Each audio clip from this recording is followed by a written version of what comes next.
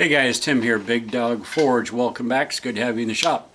So this week we're doing something a little bit different. We're going to do some tongs, but we're going to incorporate the new hydraulic press into that, Floyd, and we'll use the power hammer, Scrappy, and we got something a little special mixed in with all that, so we're going to jump right into it. So take a look at this. Thanks guys. Bye. Okay guys, we're starting off with 5/8 inch hot rolled mild steel, and we're going to make ourselves 5-6 sets of tongs here for a very special order. We're going to be shipping out 3 sets. We're making some others for some other folks at the same time. So we're notching these things a little bit with a chisel so we can tell how far to stick those jaws in the press. I'm going to load up the forge there. And we built this new jig for Floyd, the press, and it does away with about 80% of the power hammer. And once we get these things pressed out, we get them back into the forge, and then we'll use a power hammer on them to clean it up and do the fine detailed work. So I got an email from a young lady who said that she wanted to buy some tongs for a birthday present. And I said, okay, well, we can do that. How long have I got? A couple of months. Well, that's good. Plenty of time to squeeze it in. And of course, one thing gets in the way, another thing gets in the way, and then another thing gets in the way. Next thing you know, you've got a couple of weeks left, and you're trying to figure out how you're going to squeeze time in for these tongs. But we got it in there. We had skipped last week's video, but it was for other reasons, not because of the tongs. Anyway, so we're doing the cleanup with the power hammer, and then we take the reins back over to the press, and we take them down from 5/8 to 1/2 inch square. And once that's done, we'll get them over to the power hammer again and put them into the spring swedge to round them off, finish them up. So anyway, we decided we were going to do a little video here of tong production so that the recipient of this gift can see his tongs being made. Which is very cool. Young blacksmith, lives in Alabama. Actually, he lives in Springville, Alabama, I believe. So we don't actually round these things all the way up. We taper them from the squared off upper portion of the reins down a little bit. Gives them a little more strength. They seem to work a little bit better, and they don't have quite as much flex. And you notice I take off a little bit of scale while I'm doing this, but I tend to let the handles on these things scale up a little bit. Gives them a little bit of texture and a little easier to hold on to. You got sweaty hands and you're beating the snot out of something. That's the way I prefer them anyway. So Kim says to me that she needs these things there about the middle of April, and I actually ended up with plenty of time to get them done, get her taken care of. There they are. Those are all the blanks ready to go. Now we need to punch and drift some holes in them. Get them ready for some pins. They still got a little way to go, but at this point, this is where I put it on so we can, make sure they're nice and good and straight. There we go. And we'll just knock the rest of them out here real quick. And you'll see me straightening them up while they cool off after each punch and drift there. Make sure things stay nice and straight.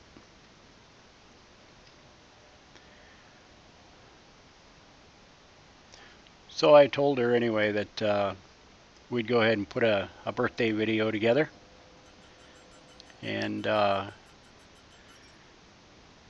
show the making of his tongs for him. We thought that'd be kind of fun. And I got to tell you, I really enjoyed it. When you're doing something that has more of a purpose behind it, it's always a whole lot easier to do. It's very enjoyable. I enjoy this anyway, but this just had an extra level to it, I guess. I built myself a new drift there. It's a little extra long, but it does a really good job.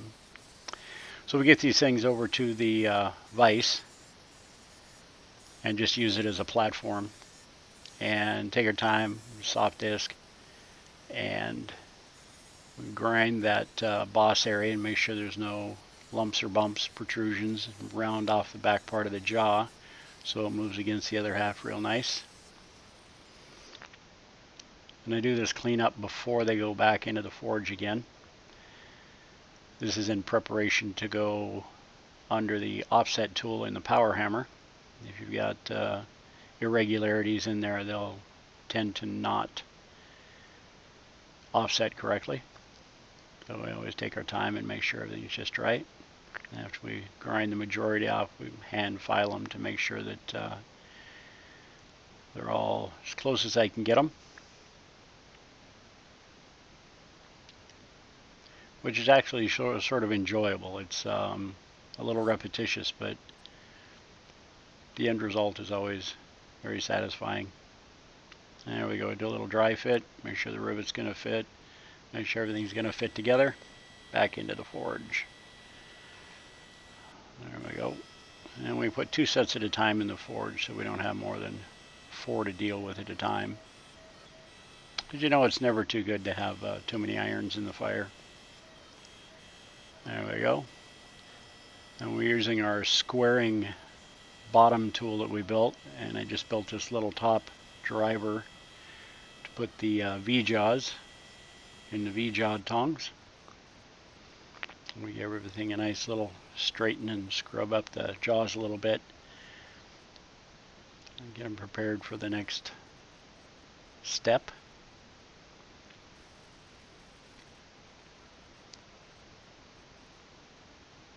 You need to take your time and make sure that each and every corner is knocked down. They're nice and straight. We end up rounding those corners off a little later anyway.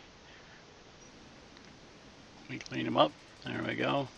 We get it into the offset tool. These will make the jaws line up and the reins line up.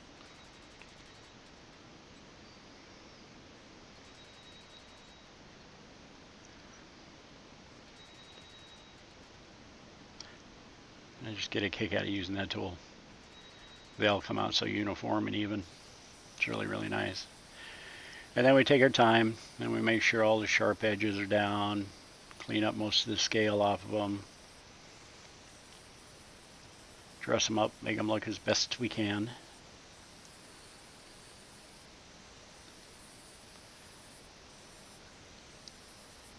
And this is after all the hammering and pressing and all that, this is actually a little bit relaxing. It's just getting towards the end and doing a final cleanup like this on them. Well, it's not the final cleanup, but it's close to it. And take all the scale off those back sides of those jaws. And clean up the nose of the jaws a little bit. So we'll get through these. So anyway, Kim tells me that Mark has built his own coal forge, and he built a belt sander and a few other tools, and he was talking about finding some tongs recently. So she decided, happy birthday, Mark. Here's some tongs for you. So I get some rivets knocked into these things. I really like that dial-a-hole plate, that little rivet header that I put into the bottom of that thing. Works really, really well. They come out very consistent. Well, there we go. Alright, now we need to adjust the jaws. Get them back into the forge and use a little ball peen to finish up that rivet on both sides.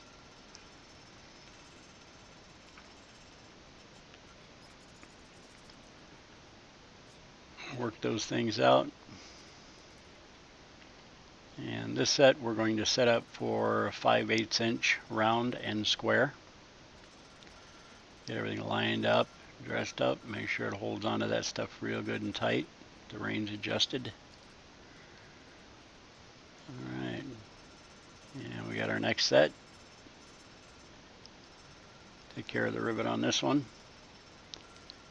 And this one we'll be setting up for 1/2 inch stock. 1/2 inch round and square.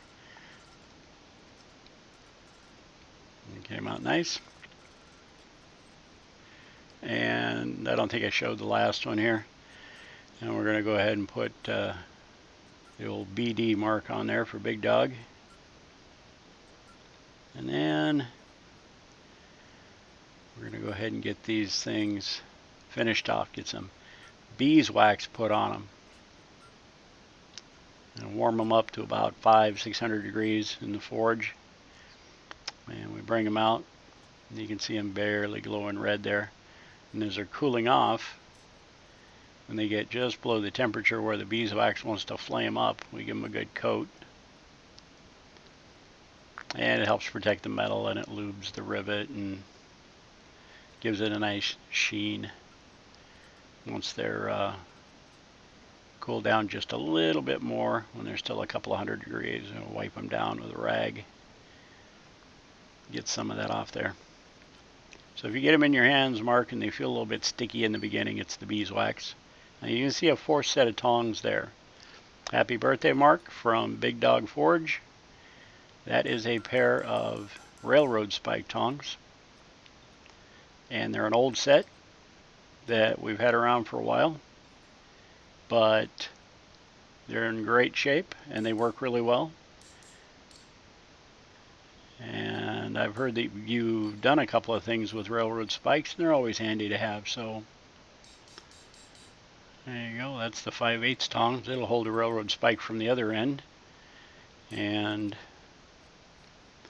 these guys hold on to that just like that. You can hammer a blade out whatever you want. Alright, and we got our 1/4 inch. It'll hold 1/4 inch flat. And 1/4 inch round right out the nose. And then it's got a notch for 1/4 inch perpendicular. There you go. Alright, let's get a touch mark put on that pair of railroad spike tongs.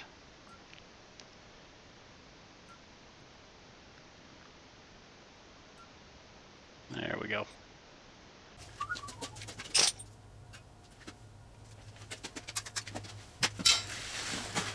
Well, happy birthday to you, Mark, from Big Dog Forge. Got a little birthday cake for you.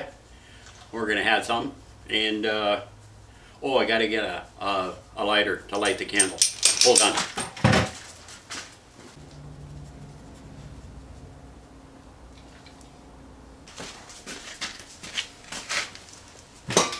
All right, got a fork, and I got a lighter.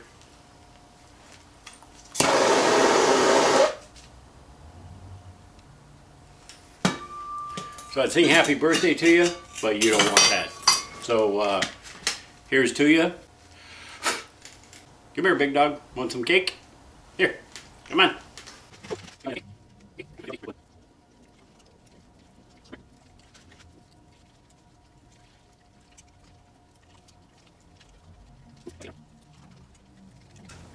I get this?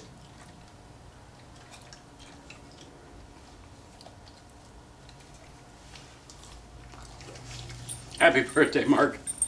Take care. Be safe, buddy. Thanks, Kim. See ya. Bye. Let's go, Big Dog. Well, there you go, guys. Birthday for a blacksmith. So, Big Dog ate all the birthday cake, though. Anyway, I appreciate you watching. Thanks to all the subscribers out there, and thanks for all the likes lately. It's been really cool. If you like what you saw today, go ahead and click the like button. And next time around, we're going to get into some Jelly Roll Damascus. So thanks for tuning in. Thanks for watching, everybody. Really appreciate it. And happy birthday again, Mark. Take care. Thanks, Kim. We'll see you guys later. Bye-bye now.